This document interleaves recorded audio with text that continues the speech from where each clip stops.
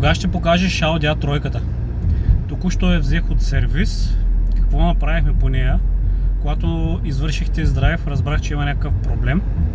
Закарах я в сервиза, установихме, че DPF-ът е за подмяна, DPF филтърът. Казах им на майсторите да погледнат всичко и да я прегледат цялата кола. Щом DPF има някакъв проблем, значи 100% има и някакъв друг. Оказах се прав. Датчика за диференциалното налягане, който е на DPF-а, също беше за подмяна. Явно там той е спрял да работи и затова и самия DPF вече също е бил за подмяна.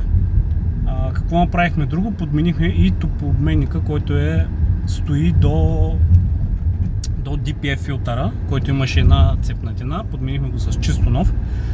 Така че в момента ще го закарам на бояджия. Има една-две брони за боя, оттам на пране и вече ще ви го покажа в готово състояние.